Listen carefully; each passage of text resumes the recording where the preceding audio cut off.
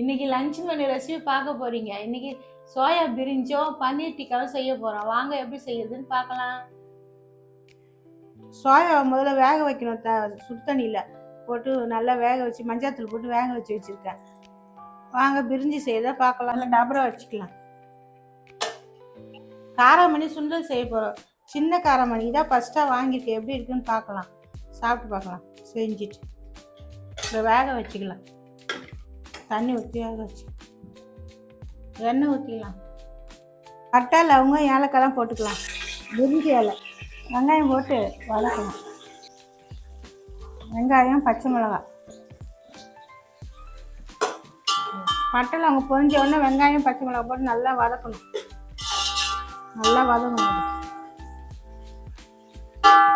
வெங்காயம் நல்லா வதங்கிடுச்சு. இப்போ தக்காளி போடணும். இப்போ தக்காளி புதினா கொத்தமல்லி போட்டு நல்லா வதக்கணும். நல்லா வதங்கிடுச்சு. இப்போ இஞ்சி பூண்டு போட்டுக்கலாம். இஞ்சி பூண்டு போட்டு வதக்கணும்.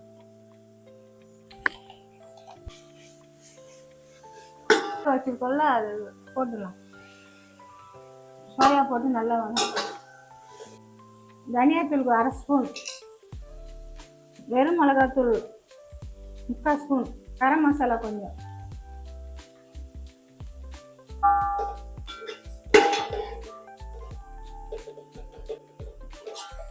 மூணு ஸ்பூன் தயிர் போட்டுக்கலாம். வச்சு போட்டு நல்லா வதக்கணும்.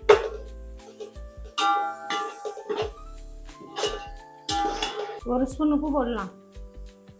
நல்லா வதங்கிடுச்சு. இப்போ தண்ணி ஊற்றிடலாம். 2000 அரிசிக்கு தேவையான தண்ணி. பெரிய டம்ளர்ல 3 டம்ளர் ஊற்றிருக்கோம். அப்போனா 6 டம்ளர் கணக்கு. நல்லா கொச்சிச்சு. 2000 அரிசி எடுத்து கழுவி வச்சுருக்கேன். இதை போடலாம்.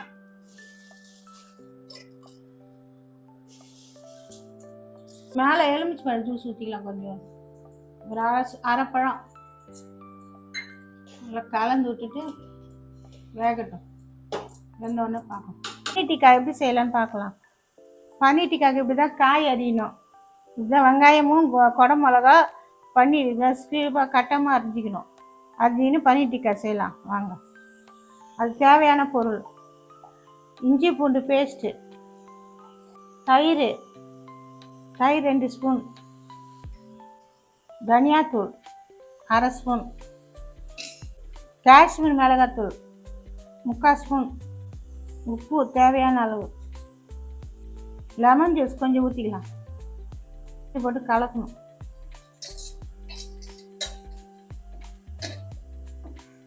நல்லா கலந்து ஊற்றணும். நல்லா கலந்தாச்சு. இப்படி இருக்கணும். நல்லா கலந்தாச்சு. பன்னீர் டிக்கா மசாலா போட்டு கொஞ்ச நேரம் ஊறட்டும். ஒரு 10 நிமிஷம் ஊறட்டும். ஊறினோடனே செய்யலாம். அதில் கொஞ்சம் எண்ணெய் ஊற்றிருக்கு. 1/2 ஸ்பூன் எண்ணெய் ஊற்றிட்டு பன்னீர் டிக்கா போடலாம்.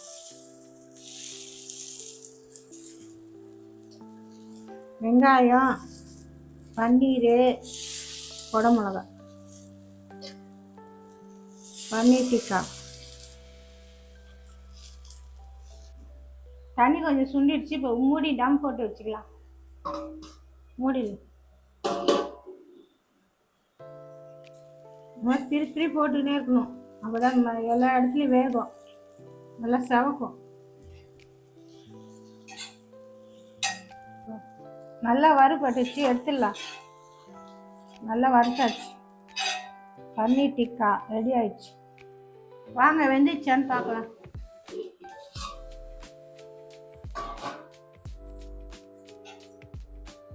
நல்லா உதிரி உதிரியாக வந்துச்சு பாருங்க. சேமியா மாதிரி சூப்பராக இருக்கு. இப்போ 2 ஸ்பூன் நெய் ஊற்றிக்கலாம். நெய் ஊற்றினா வாசனையாக இருக்கும். நல்லா சுண்டல் ரெடி ஆயிடுச்சு. தாய்ச்சாச்சு சுண்டல். சோயா பிரிஞ்சும் பன்னீர் டிக்காவும் ரெடி ஆயிடுச்சு.